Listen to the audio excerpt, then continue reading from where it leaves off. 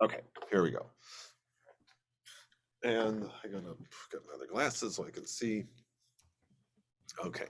Um, and I see, I'm assuming that's Ezekiel. Yes. iPad Belanca. Okay, good. All right. So last time, so it's kind of interesting. We're moving now. I mean, this is obviously Megillah, and we've learned about Purim. Purim is past, and now even in the Megillah, we're going to start looking at. It's going to focus on liturgy, basically, and in this case, Torah readings.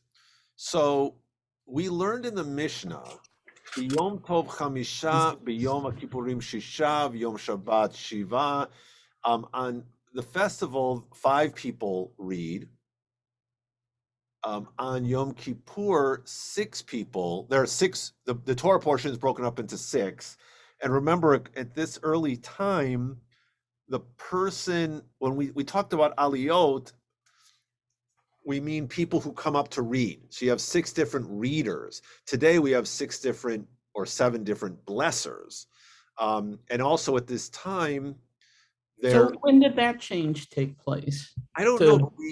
We learned last time, the last page, it talked about It was something about blessing before and after, but not right, on- and because Rav, because the question was they had a case example of Rav in Babylonia, and Rav in Babylonia blessed before, and he didn't bless afterwards, and they were trying to figure out, well, then where did he read? Because Rav's not a Kohen. Again, in this early system, a Kohen would be called up to read first. He would say the blessing before the reading. Second person to be called up is a Levite. He wouldn't say a blessing at all because he's in the middle of the reading. And then, 3, 4, 5, 6, 7. Well, Rav, or I guess it was a weekday, so there were 3 readers. So Rav, who was not a Kohen, how could he have said the blessing before? And they were trying to figure out the logic of it.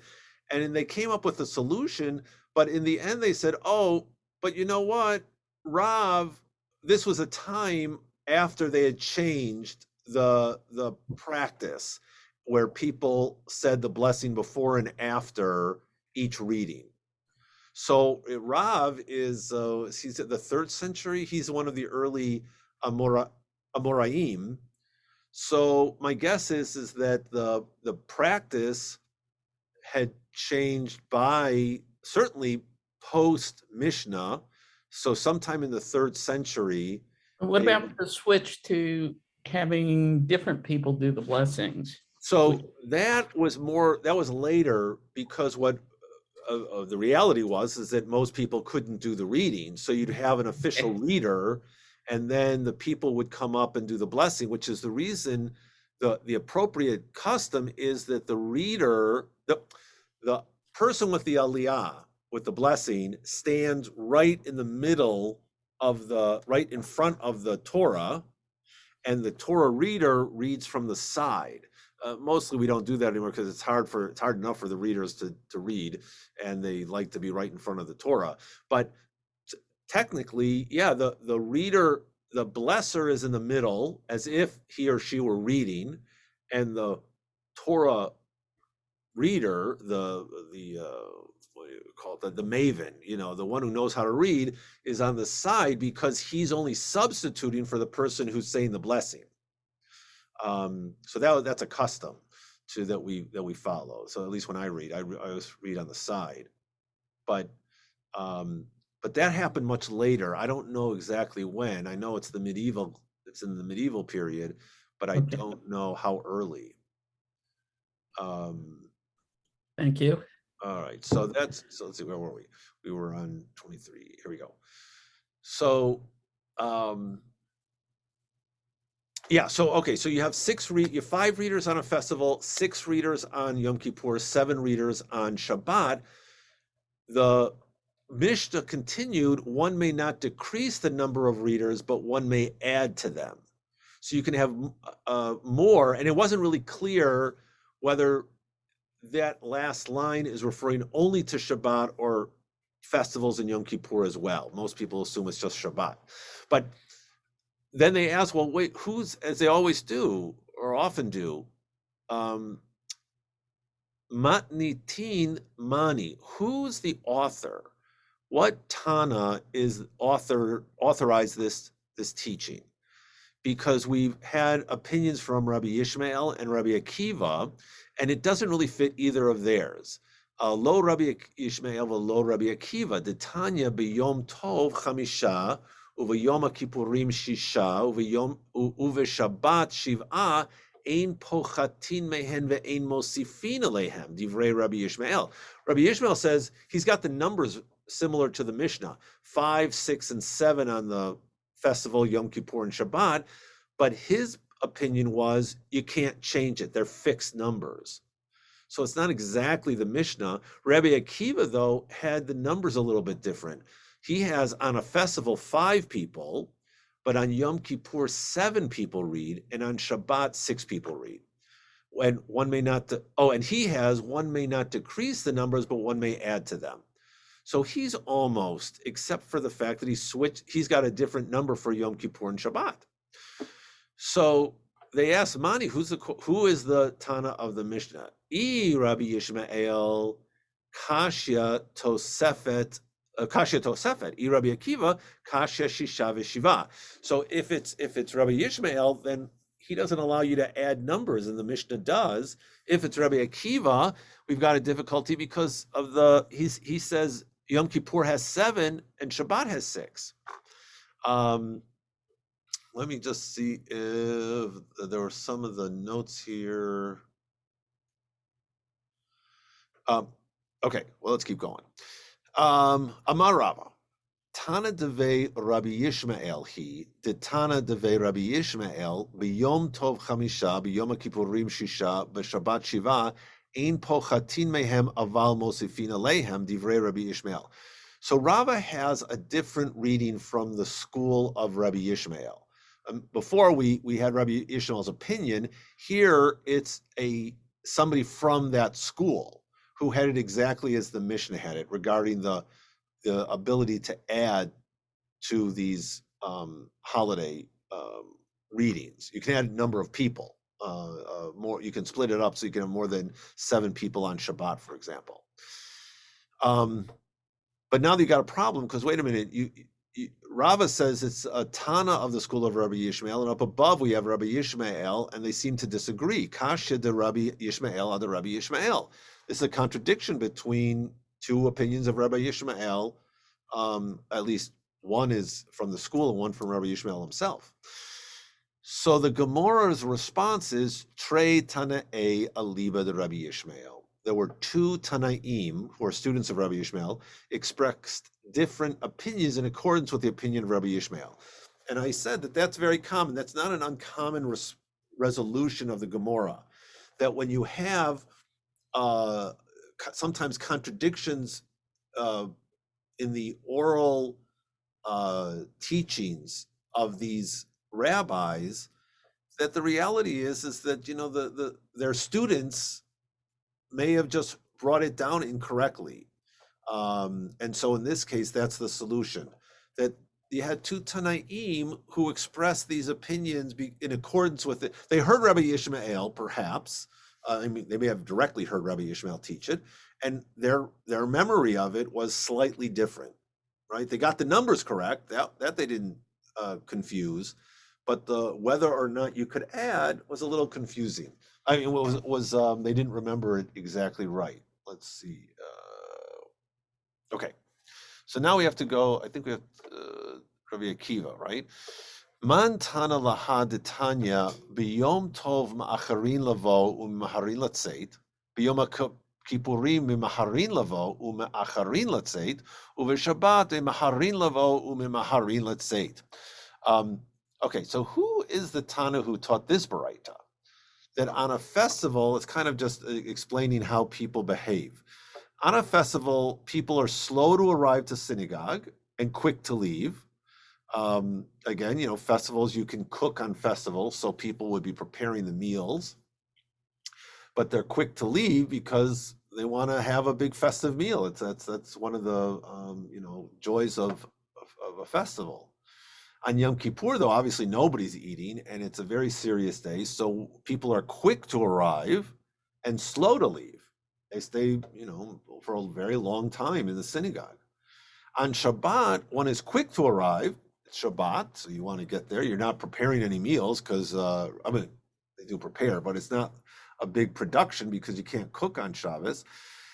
But you're quick to leave because you want to eat your festive meal. So if you say that this was Rabbi Akiva, maybe this is a solution to Rabbi Akiva's position. The Itle Gavra Yitera, that he allows for an additional person to read on Yom Kippur, because if you're adding, the assumption here is that the more breakups you have in your Torah reading, right? You got to call the person up, they've got to find the place. In our when I started here at Sinai, there was also, I don't know if this happened at the time of Rabbi Akiva, but each person got an individualized, each Oleh got an individualized blessing. We cut that out. We cut like 20 minutes out of the service just by cutting out those extra Misha Berachs. So maybe that's it. In Yom Kippur, you're in shul all day long anyway, so you can add extra people. But you can say, but then that's not necessarily a great solution, because afilu tema Rabbi Yishmael, you could even say that Rabbi Yishmael authored this baraita about when people come and go on festivals, Shabbat and Yom Kippur, because the reality is that one leaves the synagogue late because of the order of the day. The prayer service is very long. So he could have said, you could have said that Rabbi Yishmael held that view that Yom Kippur, one is quick to arrive and slow to leave. That doesn't answer the question of why Rabbi Akiva had an extra Torah blesser, because even Rabbi Yishmael could agree that on Yom Kippur, you're going to spend more time in the synagogue. All right, now we have a new question. So you've got 3, 5, and 7, 3 on regular days, 5 on festival days, and 7 on Shabbat. What does this correspond to? Let's see. Let's look at the notes here. The Ritva explains the Gemara's explanations are merely textual allusions, but they are not the main reasons for the institutions of these numbers of readers. The main reason is they like the arithmetic progressions. Yeah. The main reason is that the greater the level of a day's sanctity is indicated by the halachot of the day, the greater the number of people called to the Torah. And so now the question is, though, what do you do with 6? We'll get to that in a moment, because you're missing the 6 there, or we're also missing a 4. But they liked, as you say, they like the mathematical progression, and we'll see that there are links to this, to the 3, 5, and 7. So so pligi ba Rabbi Yitzchak bar Nachmani vechad deimei umanu Rabbi Shimon ben Pazi ve'amri la Rabbi Shimon ben Pazi vechad deimei umanu Rabbi Yitzchak bar Nachmani. So they, again, this tradition is a little lost in transition here, because one teaching was Rabbi Yitzchak bar Nachmani, and the second scholar who disagreed with him was Rabbi Shimon ben Pazi. But some said in the opposite direction. It was Rabbi Shimon ben Pazi, and there was a scholar, and there was one other scholar with him, and that was Rabbi Yitzchak ben Nachmani. Or it could have been Rabbi Shmuel bar Nachmani. But in any case, what are the 3, 5, and 7? What's the correlation? Keneged birkat kohanim, the priestly blessing. And because the priestly blessing, Yivarecha Adonai v'yishmerecha, Ye'er Adonai panav elecha v'yichuneka, Yisa Adonai panav elecha v'yasem lecha shalom, though it also has a 3, 5, 7 progression of words. The second person involved in this dispute said it corresponded to the number of guards at the door in various passages in Scripture. So you have in 2 Kings, you had 3 guards at the door. In 25:18, and then in 25:19 there were 5 officers who saw the king's face, and then in Esther we just had Purim. You had 7 officers who saw the king's face. That was there were Achashverosh in chapter 1. You have 7. He has 7 advisors or officers. So it's a question of what, and I suppose the issue is why does it matter one way or the other? So when you have the second opinion, guards at the door, it probably has to do with, again, that these readers are considered to be officers, guardians, honor guard, that the Torah is surrounded by, whereas the other one had to do with, was related to these sacred blessings of 3, 5, and 7. Similarly, Rav Yosef taught the 3, 5, and 7 people who read from the Torah correspond to the 3 guards of the door, 5 officers who saw the king's face, and the 7 officers who saw the king's face. When Rav Yosef, this is really interesting, back and forth. So when Rav Yosef taught this, Abaye, whose student, said to him, "What's the reason that until now the master did not explain the matter to us in this way?" And Rav Yosef said to him, "I did not know that you needed this information." Now Steinsaltz lets us know, because I thought you already knew it. "Have you ever asked me something and I did not tell you?" So this is just kind of an interesting back and forth where you have, let's see, not the 7, I didn't, okay, that where you have this situation where a teacher is teaching his students, and the students are like, "Hey, where this info, how come you didn't tell us this information beforehand?" And his response is, "Well, you got to ask me the question." And so maybe it gives a little bit of an inkling into how their educational models worked, where there was an expectation that the student should know some of the material before the master gives the lesson. And as Rav Yosef says, "Did you ever ask me something I didn't tell you?" It's kind of your response. I guess that what I'm trying to say is it's interesting dialogue, because what it's saying is that the student has a responsibility in learning. If you want information, you either have to prep beforehand, so you have some of the background, or ask the teacher. Don't think the teacher's just going to feed you. And this is an important element in learning. You've got to be able to ask questions. You can't expect everything force-fed to you, which I think is not practiced by a lot of students today. No kidding, but he's also saying that, he may well be assuming they know something they don't. Yeah, right. And in that case, they especially have a responsibility to speak up. Exactly, yeah. Yeah, I just think it's so interesting that, because Abaye is one of the great scholars too, and so it's either yeah, so it's that even scholars have to know they can't expect everything given to them. Sure. All right, so here, okay, then so we mentioned 3, 5, and 7. That's what we've been talking about. Well, wait a minute, what about 6? You had 6 with on Yom Kippur. Is there something that corresponds to? And Rav Yehuda said, yes, that it corresponds to a ritual which actually is the basis of how our Torah service, the choreography of the Torah services today, where we have a gabbai on one side, a gabbai on the other side, the Torah readers in the middle. Because in this passage in Nehemiah, where Ezra the scribe reads the entire Torah to the Jewish people, and this is an assumption that Ezra was actually one of the people if not the author, then at least the proto compiler of the Torah we have today.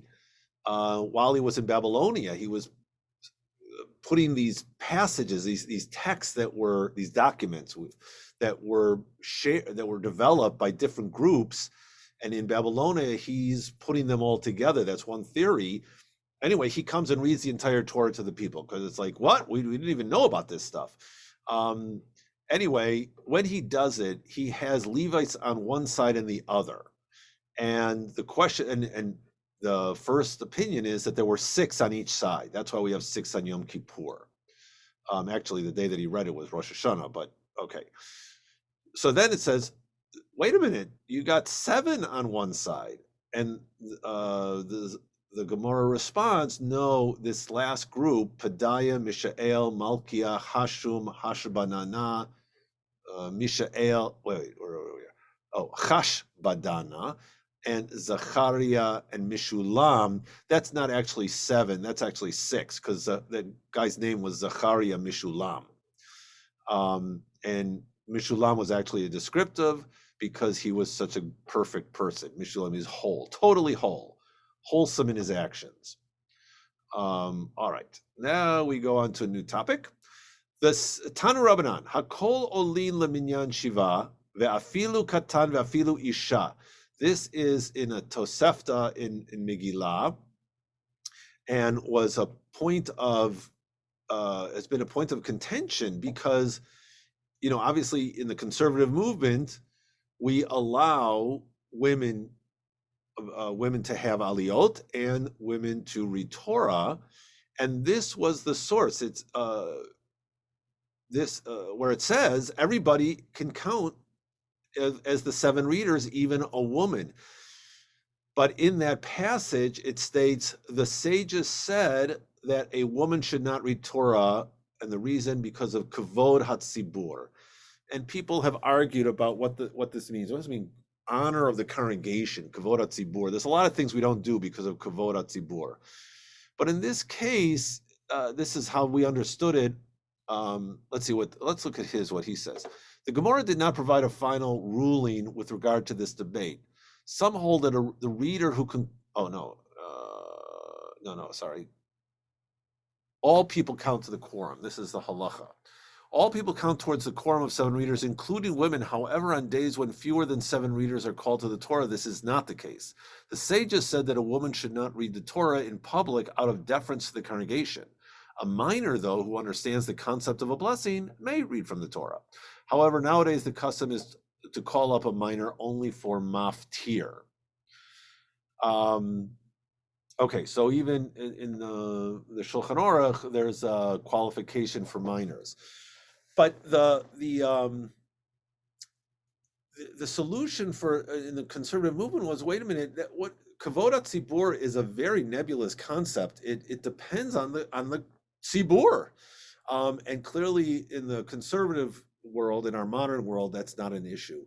Even today, there are Orthodox congregations that I believe allow women to come forward and read from the Torah. I'm pretty sure.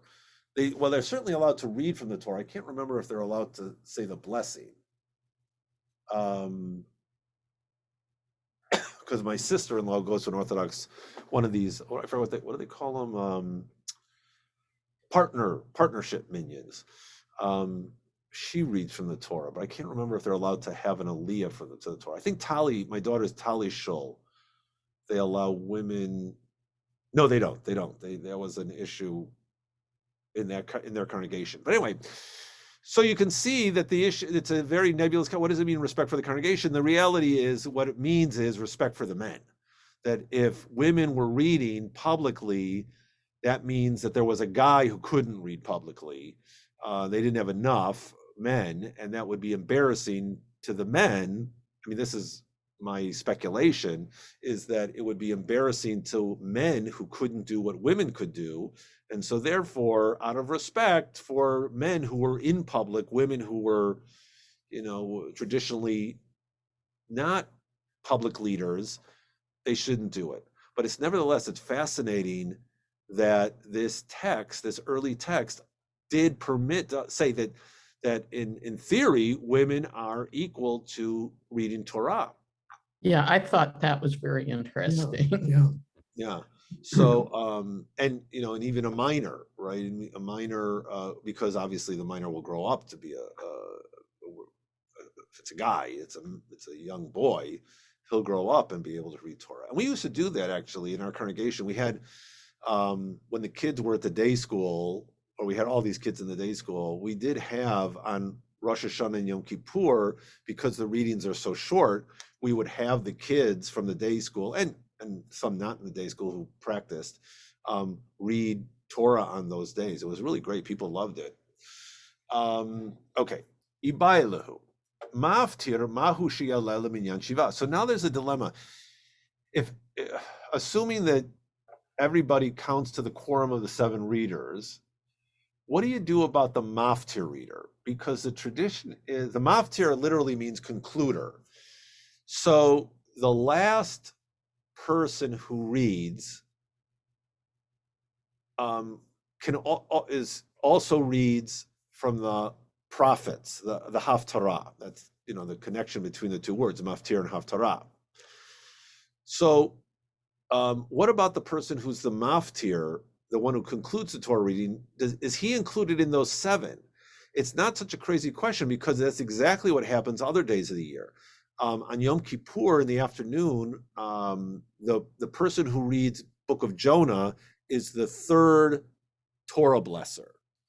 On other days, fast days in the afternoon as well, the 3rd Torah blesser is the one who reads the Haftarah in the afternoon on a fast day. So they're suggesting, is that the same thing on Shabbat morning? Should the 7th reader be who's finishing the Torah portion, is he also the Haftarah reader? And Rav Huna and Rav Yirmiyah bar Abba disagreed. One said he counts, and one said he doesn't count. So you'd have like an 8th reader. The one who said he counts toward the 7 readers holds that opinion because he reads from the Torah. Now, in this case, both of them are reading from the Torah. Uman de Amar Eino Ole Kideula. De Amar Ula, the one who says he doesn't count to the 7, holds like Ula. Ula's opinion was, what reason must the one who concludes with a reading, basically the scriptural concluder, so he's reading the maftir, why does he read Torah at all? Why does he read Torah before he reads the maftir? Before he reads the prophetic section? And his answer is, it's due to respect of the Torah, kivod Torah. Before we had kivod zibur, now we've got kivod Torah. Kevan de mishum kivod Torah hu leminyana lo salek. It's due to respect for the Torah, so that those present should not conclude that he was called up only to read from the prophets, because the honor due the Torah and the honor due the prophets are equal. And since he reads only out of respect for the Torah, he's not included in the quorum of the 7 readers. What he's saying here is that the Torah reading is more significant than the prophetic reading. And therefore, out of respect for the Torah, if you're coming up to read from the prophets, if you're doing the Haftarah, you should read from the more significant text, the Torah, as well. Otherwise, the impression is given that the prophetic text and the Torah text are equal in value. So that's why, and so that's what we do today, is that the person who has, even though the Torah reader may be the same person, the person who recites the Haftarah is called up to bless the Torah for the maftir section. Sometimes the maftir section is a repeat of the last verses of the Torah reading, and sometimes, like yesterday, due to the calendar, it's a whole second Torah reading. It comes from it's a separate reading from the weekly Torah reading. Meitvei, okay, Gemara, an objection from the Gemara. Hamaftir b'navi lo yivtoch me'esrim ve'echad psukin. If you're the one who concludes with a reading from the prophets has to read at least 21 verses. That's the halacha. And why? Because it corresponds to the 7 who read from the Torah. Because if you remember, we had a little earlier that anybody who reads from the Torah has to read at least 3 verses. So you've got, or at least each section has to be at least 3 verses. So minimal Torah reading is 21 verses for the week, on Shabbat. So you have 7 readers times 3 is 21, and the prophetic reading therefore is 21. But if it's so, then the one who reads the Haftarah does not count it, and he doesn't count toward the quorum of 7 readers. He's an 8th reader. Well, then shouldn't you have 24 verses for the Haftarah because you've got an 8th reader coming up, an 8th blesser? And the response is Kevan de Mishum Kivod Torahu, since he's only reading from the Torah out of respect for the Torah, Kenegdo Nami Lobai. It's not necessary for him to also add corresponding verses in the Haftarah. So you only have to read 21 verses for the Haftarah. Let's look at the halacha. Is the Haftarah is read from the prophets on Shabbat, and no fewer than 21 verses are read. However, if one concludes an entire topic, we're going to get to that in a second, he need not continue even if he has read fewer than 21 verses. On festivals, when only 5 readers are called to the Torah, the Haftarah need not be longer than 15 verses. All right, so there's also notes down here. We'll get to that in a second. All right. So Matkifla Rava objected to this teaching about the 21 verses. He said, but there is the Haftarah that begins with the word, add your burnt offerings. And we just read that a couple weeks ago on Sav, which does not have 21 verses. And nevertheless, we read it. So you can see the section that Steinsaltz is sharing here is chapter 7 from the book of Jeremiah, 21 to 28. It actually goes to chapter 8, verse 3, the way we read it today. I don't know what tradition he has, but and even in that case, it's not 21 verses. There it is different, as the topic is completed in fewer than 21 verses, and it's not necessary to begin another topic merely to complete the number of verses. But then we have, wait a minute, Vehecha de la salek inyan Allah. But is it true that where the topic is not completed, we do not read fewer than 21 verses? Because I've got an example here where we didn't complete the topic, but we didn't read the 21 verses. And the example is Rav Shmuel bar Abba said, many times I stood before Rabbi Yochanan as a translator, and when we had read 10 verses, he would say, stop. This indicates that a Haftarah need not be 21 verses. So what are we talking about here? We saw this as well, that in ancient times, of course, there's no books. You don't have a printing press. You don't have a book. And what they would do is they would read a verse from the Torah, and then the translator would translate it into Aramaic. So there'd be a running oral translation of the text during the reading. So what Rabbi Shmuel bar Abba, who was the translator for Rabbi Yochanan, said, sometimes I just read 10 verses of the prophetic section, and he would say, okay, it's enough. So there wasn't 21 verses. And the response is, in a place where there's a translator who translates each verse into Aramaic and adds additional explanation, it's different. In that case, it's not necessary for the Haftarah to consist of 21 verses, because otherwise you're going forever, and even in ancient times, they could only take so much time on Shabbat to sit and listen. As Rav Tachalifa bar Shmuel taught, they taught that 21 verses must be read only for a Haftarah, only in a place where there's no translator. But if you had a translator, you can stop even before that. So here's the notes. The Meiri explains that since the translator translates every verse, the 10 verses and their translations are counted as 20, and the reader then repeats the last verse for a total of 21. So the Meiri is big on 21. Alternatively, Rashi and others explain that the reason one need not read 21 verses is so that the congregation not be overly burdened. This is also mentioned explicitly in the Jerusalem Talmud. According to this explanation, it is possible to suggest that since the Torah reading itself was very lengthy, it is not necessary to read 21 verses, and it is possible that one may conclude even after fewer than 10 verses. Oh, I see. At first I was going to say, wait a minute, is he suggesting that somebody thought that you could read less than 21 verses of Torah?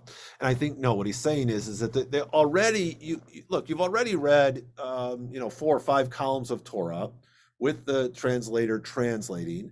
I mean, here where we do the Torah reading, the full Kriya, it takes like 45 minutes approximately to read the Torah portion.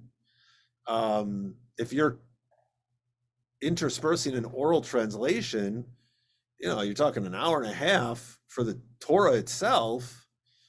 If you're going to continue with the Haftarot, and sometimes the Haftarot are quite long, people would be going nuts. It's nice to know that people in ancient Israel were also, timing was an issue for them. Okay, we get to a new subject here. And this is also very interesting, how the different meanings of the different translations, because it's a text that nobody really knew how to translate. It's the first line here. Right. Yeah. So Ezra has often divided the parasha in aliyot. Right, that's the tradition that he broke it up. Although we also saw that one of the explanations was that Moses broke it up into aliyot, and that's why we can't. That's why you gotta.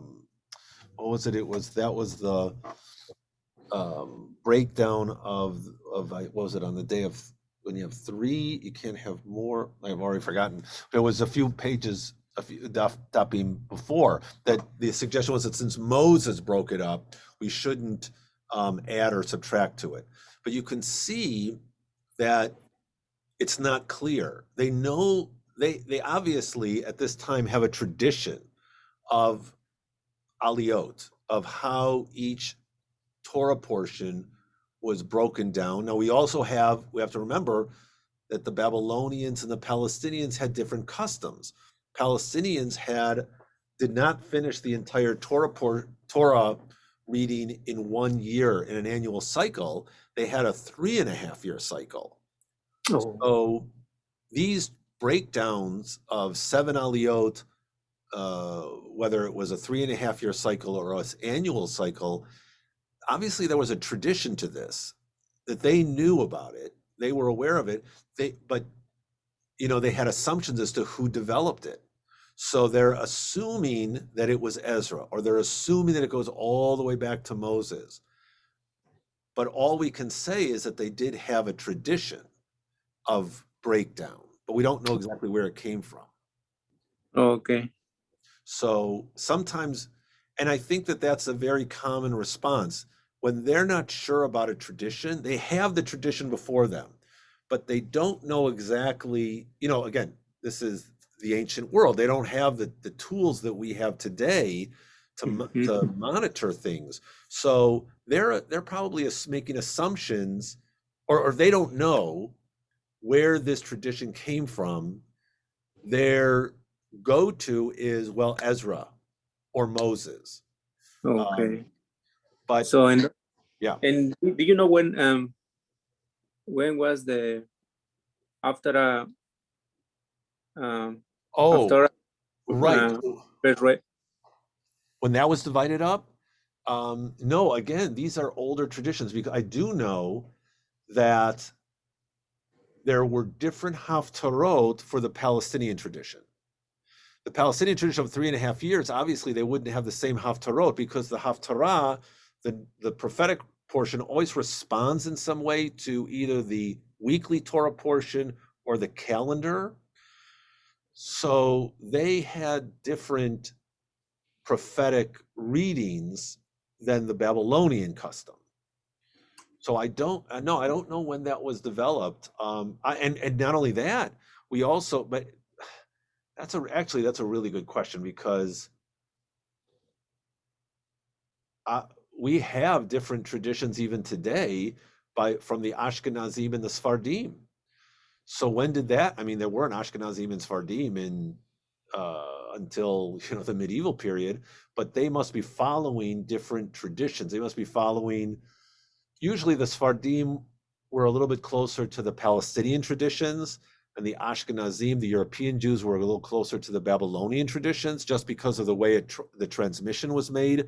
The Sfardim saw themselves as coming directly from Jerusalem. They were exiled directly from Jerusalem, and so they followed that custom, whereas the Babylonian custom went up through Italy and then up to the northern Europe. So Okay. yeah, so I don't know. That's a really good question as to when did they develop these patterns? And I wish I could give you a better answer, but I don't know. At some point, or in this early period.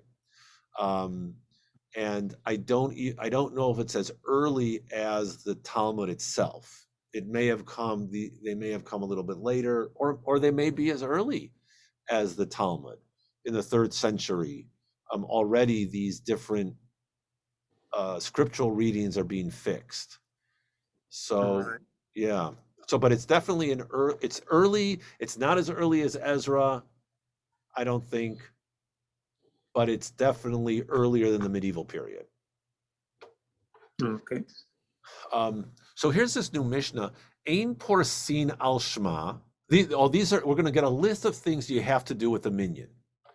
So you can't do these things unless you have a minyan. Ein Porsin al Shema, Ein Ovrin lifnei teva, Ein Nosin et hakapehem, Ein Korin baTorah, ve'Ein maftirin b'navi, Ein Osin b'ma'amar u'moshav, Ein Omrim birkat avelim, V'tanchumei avelim uvirkat chatanim ve'ein mizamnim b'shem pachot me'asara uvekarkaot tisha v'kochen ve'adam kiyotze behen. All right, so let's take this apart. One does not recite the introductory prayers and blessing before the Shema. Now this is his translation, following it according to the kind of the conventional understanding. This Pores means to split something in half. So what does it mean to split the Shema in half? It's very confusing, but this is his understanding, and the conventional understanding is the Shema portion of the service, where we recite the Shema, we recite blessings before the Shema, and we recite blessing after the Shema in the morning and the evening service. And so the understanding here is, we're splitting that section up, and you can't say the stuff beforehand, the blessings beforehand, which includes the Baruch Hu and the Chatzi Kaddish, without a minyan. Okay, so let's look at the note here. The commentaries debate the meaning of the word porsin, and therefore the meaning of this statement in the Mishnah. The Ran and others quote the Geonim, that's the generation after the Talmud, who explain that porsin connotes beginning. Consequently, this phrase means that one begins to recite the blessings of the Shema. Rashi, the Ravid, and others explain that porsin means to divide, right, half. In these cases, one would divide the two blessings before the Shema and recite only the first one. Others cite the Aramaic Targum to the book of Shmuel as proof that the word porsin can mean reciting a blessing. The Rambam, in his commentary on the Mishnah, explains that porsin means to organize or arrange the blessings before the Shema. The commonly accepted interpretation is that this is referring to Chatzi Kaddish and Baruch Hu, and the first of the blessings before the Shema. Since Kaddish and Baruch Hu are expressions of sanctity, they may be recited only in the presence of 10 men, 10 people, 10 Jews. However, many early commentaries explain that the 10 people are required for the blessing before the Shema, which contains Kedusha, the responsive prayer of praise that parallels the praises offered to God by the angels.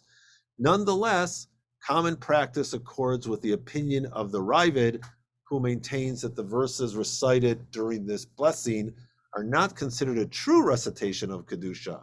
Consequently, is permitted to recite this blessing without a quorum of 10 men. Okay. So you can see here, it's not clear what it is. They're trying to figure out what could be the issue with the Shema and recitation of it without 10. As I put in the notes, Rabbi Reuven Kimmelman and others understand porcine as having to do with, again, this idea of splitting, but splitting in terms of responsive reading. That the blessing. We have a question Yeah. about, in the Reform Prayer Book, at least Kedusha is part of the Amidah. Yes, but in the morning blessing, Asher Yatsa, not Asher Yatzar, the morning blessing Yotzer Or, there is a partial kedusha, Okay. and so it's included in that blessing. And the it talks about, as you go through that opening blessing, it talks about the angels and how the angels praise God. And we listen to the angels as they praise God with Kadosh, Kadosh, Kadosh, and the Baruch Shem Kavod. That's not in Yotzer or in the Reform Prayer Book. Right? Yeah, they probably, yeah. And I mean, that's in the Kedusha and the Amidah. right. So there's definitely a kedusha in the Amidah. There's also a kedusha at the end of the service. After we the don't have that either. Yeah. So there's 3 times the kedusha is in the service, but the main one is obviously in the Amidah. Okay, that confused us. Thank you. Yeah. Okay. Right. So this kedusha, yeah. If you look in any traditional prayer book or even the conservative prayer book, they have this passage where you're reciting what the angels say. And so maybe that was part of it. Maybe, we don't say the first blessing but what modern liturgists understand is that based on midrashim, actually connected to the recitation of the Song at the Sea, is that porcine may have to do with responsive reading. And one way of doing a responsive reading is the congregation recites the first half of something, and the prayer leader recites the first half, and the congregation responds to the second half of the statement. And we have even in the Kedusha itself, we have back and forth, right? The prayer leader says Kadosh, Kadosh, or I guess it's the other way around when we do the Kedusha. It's the congregation says Kadosh, Kadosh, Kadosh, prayer leader says Kadosh, Kadosh, Kadosh. So we have other examples of repetition, of responsive reading back and forth. One possibility is that was the way that the Song at the Sea was recited publicly. And that here, so that the meaning of porcine here would be, you don't recite the Shema in that fashion unless you have a minyan. So today we're just used to saying Shema Yisrael Adonai Eloheinu Adonai Echad. But one possibility is that when you had a minyan, the prayer leader would say Shema Yisrael, and the congregation would respond Adonai Eloheinu Adonai Echad, and that was only done with a minyan. So that's another theory. But clearly, once again, we really don't know, because we don't know how to understand this term porcine al hashma. Rabbi Kimmelman said that when it's porcine at something, that means to break it in half. But porcine al is different, and that's why that was part of his explanation of why it's this responsive reading of sacred texts. Anyway, whatever it is, there's no porcine without a minyan. The next one doesn't pass before the ark. So, and here the understanding is repeating the Amidah prayer. So there's no repetition of the Amidah.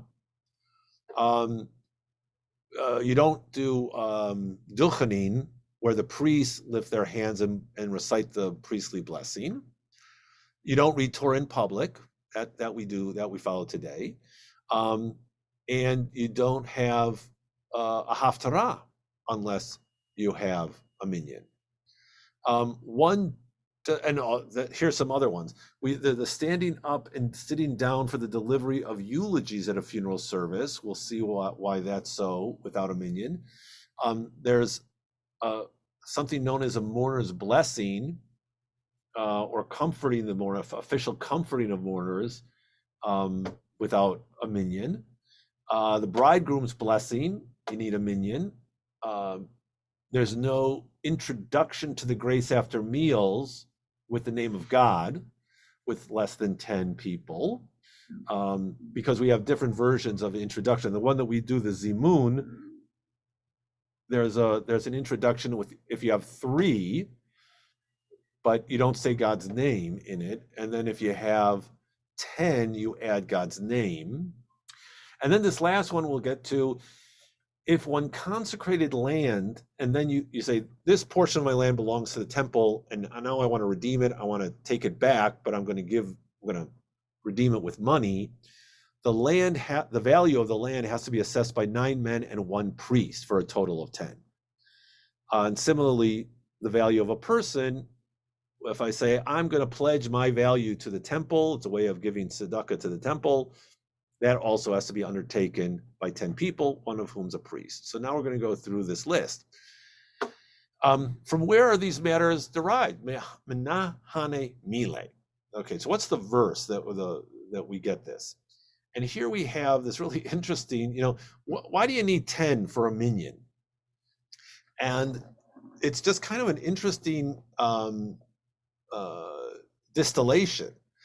It's from a Gezerah Shavah, and it's really a double Gezerah Shavah. Gezerah Shavah, remember, is if you find 2 verses that have a similar word in it, they're totally different contexts, but by seeing the connection of the 2 words, you bring the context together and you learn something new from this 2 very different verses. You put them together and you learn something new from it. So here's how it works according to Rabbi Chia bar Ab in the name of Rabbi Yochanan. It says, "V'nigdashti b'toch b'nei Yisrael." So Kodesh, I'm going to be sanctified amongst b'toch, the children of Israel. So kol davar shebikdusha. So any expression of sanctity, which our understanding is any liturgical expression of sanctity, any doxology, cannot be done with less than 10. So the doxology, it's like the Kaddish, Kedusha, the priestly blessings, Baruch Hu is considered Bikdusha. So all these things have to be done with 10 because of this verse, V'nikdashi b'toch b'nei Yisrael. But how does that get to 10? Well, the Tani Rabbi Chia, you learn it from toch. Just as in Nikdashi b'toch b'nei Yisrael, there's also a verse, Hibadlu mitoch ha'edah. In the narrative of Korach, Moses says, or God says, separate yourselves from among this congregation, meaning Korach's people. There you have the word toch. So now we've added the word in that second verse, we've added the term ha'edah, the congregation.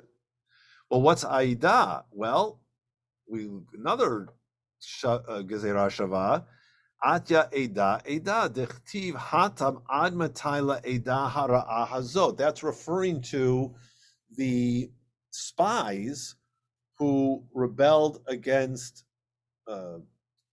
Basically, it was rebelled against Caleb and Yoshua. There were 12 spies. Caleb and Yoshua say, "Yeah, we can go in and conquer the land. Trust God." And 10 spies say, "No way, no possibility. People are too powerful." So there, that evil congregation is understood to be the 10, the 10 spies. So that's how we derive 10 is a reference to the congregation. So a minyan, which is a congregation, is 10. What I mentioned in the notes was I just thought it was so interesting that the 2 examples here are Jews as rebels. Yeah, So yeah. rebelling against God, that's the minion. That's where we get the minion. Yeah. So Now, we had always heard that the minion came from when Abraham argues with God. yeah, that's a more positive. That's a more About positive. destroying Ten Sodom and, righteous. yeah. If there are and- 10 and- righteous and there. quits the argument when he gets down to 10. Right. So I don't know if that's But I- ever used as an example, perhaps as a midrash, but I don't know Yeah. if that's ever used as an example for the halakha. This is the example used in this case for the halakha. There's also a note about the Jerusalem Talmud from where this verse may be referred. It has the verse from Genesis, and the children of Israel came to buy among those that came. So these are the 10 sons of Jacob. not Oh, right. Yeah, yeah. Wait, where is Benjamin. am I looking And at? that's where we get 10. And I mean, these Oh, explanations. here it is, right. From where maybe this verse, so several others, yeah, that does not appear in the Gemara, but it's mentioned in the Jerusalem Talmud. Okay. So it's interesting. In the Jerusalem Talmud, they have a different, Yeah. a little more positive. Still not the Abraham case. No, but- that's Jacob's sons. I looked at the context. So that is interesting. Therefore, wherever a Bnei Yisrael, it's referring to at least a group of 10. That struck me as, well, a lot of this strikes me as a real stretch to justify a custom. But at least, but you know what? That the Yerushalmi's explanation is a little cleaner, I have to say. Yeah. Oh, yeah. Yeah, Bnei Yisrael means literally the 10 Bnei Yisrael who went down to Yeah. Egypt to get food. Whereas this one, and it's so, you know, I don't- you know, you can play with it. Is this because, so are we saying that a minion is a positive response to the rebels in the book of Numbers, Korach's rebellion and then the spies rebellion? We have to have at least that many to. Yeah, so you've got Okay. that corrects, it's a corrective. Or are we saying somehow, you know, that this is who, you know, 10 Jews are, you know, there's something positive about rebellion. Maybe that's a bit of a stretch, but I just thought that was so interesting that both Yeah. examples were rebels, cases of rebellion. Both examples of congregation are rebellion. Rabbi, I remember that on page of the Talmud in the case of Rabbi Hanina ben Teradion when he Yeah. was, I mean, when the Romans was burning him, Yeah. in that page of the Talmud talks about the 10 Bnei Adam something. Oh, the 10 martyrs. Right. No, when yeah, it was talking about the minion, but it says Bnei Adam. Oh, right. Isn't that's you know, that's in the Yom Kippur liturgy, that famous poem about the 10 martyrs, and that's the martyrology that we recite. And isn't that case, doesn't it begin by the Romans saying, because you guys sold Joseph, the 10 brothers sold Joseph, we're now going to take it out on you, on your 10. And so they kill 10 scholars as a response to that. I'll look it up later. Okay, yeah. I think that's the 10. Now that there again, you do have 10, but that's not referred to as why we have 10 in a minion. But it is the 10 sons. It goes back to the 10 sons as we had in the Yerushalmi. So there is a 10 there. Okay, so here let's go through some of these other examples where there's 10, which we're not really familiar with today. Again, we learned in the Mishnah, one does not observe the practice of standing up or sitting down for the delivery of eulogies at a funeral service with fewer than 10 men present. The halacha states here, the practice of standing up and sitting down for eulogies is practiced only with a quorum of 10. However, nowadays this custom is no longer observed at all. This is not an expression of sanctity, according to Steinsaltz. It's therefore necessary to explain why a quorum is required. And the Gemara explained that since the leader of the funeral procession, since the leader of the funeral, the practice, is practiced only with, the Gemara explains, since the leader of the funeral procession is required to say, stand, dear friends, stand, then sit down, dear friends, sit down. When there are fewer than 10, it's not proper to conduct to speak in such dignified style. Okay. Also, I think this is, here too, it's a different custom than we have today. I think it would be, what you'd have is, in the ancient times, you would have probably the dead body was in the home, and then they would carry the dead body in shrouds to wherever the burial space was.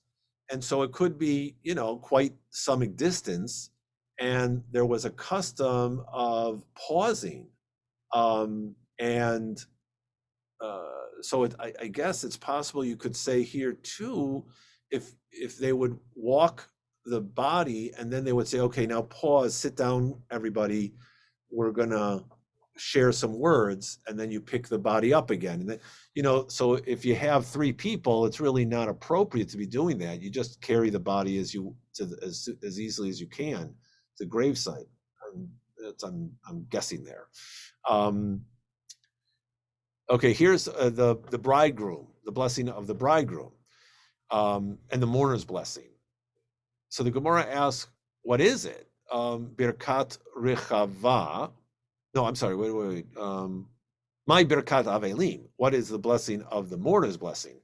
And they said it's a Birkat Rechava. It's a public square blessing. Following the burial, those who participated in the funeral would assemble in the square and bless the mourners that God should comfort them.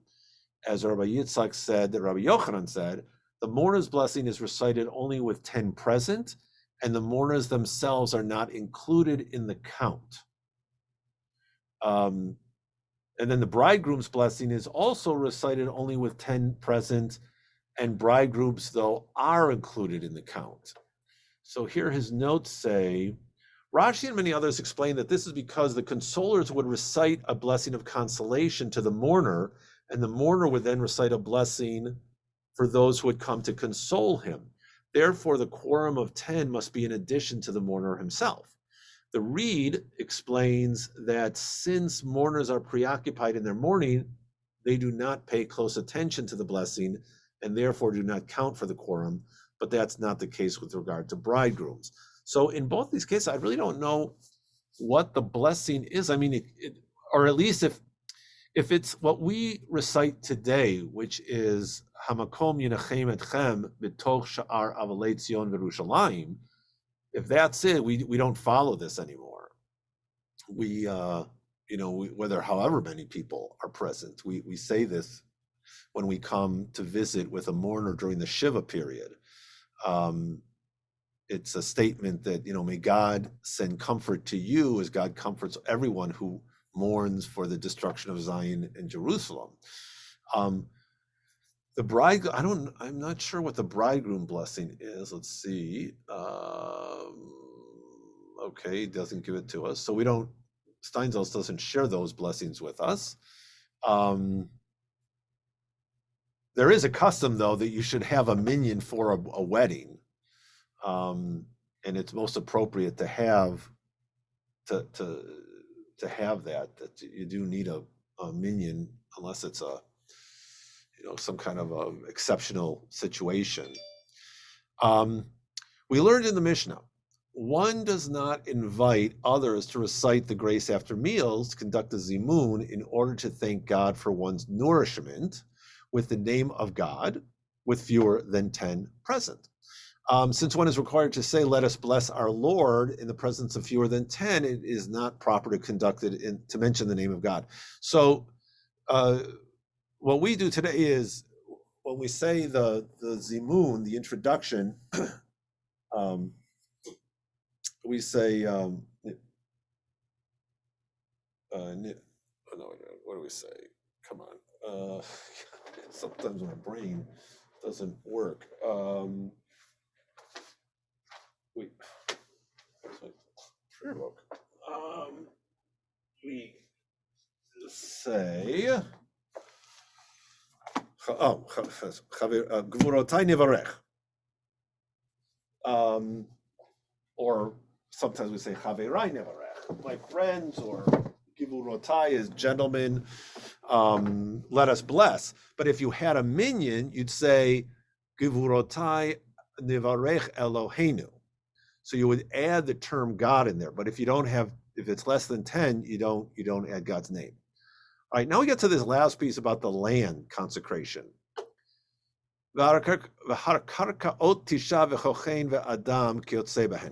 If one consecrated land and now wishes to redeem it, the land must be assessed by 9 Israelites and 1 priest for a total of 10. And same thing if you assess the value of a person. You need 10 people, one of whom has to be a priest. Okay, so where do we learn this? So Shmuel says in the passage regarding this, chapter 27 in Leviticus, the priest is mentioned 10 times.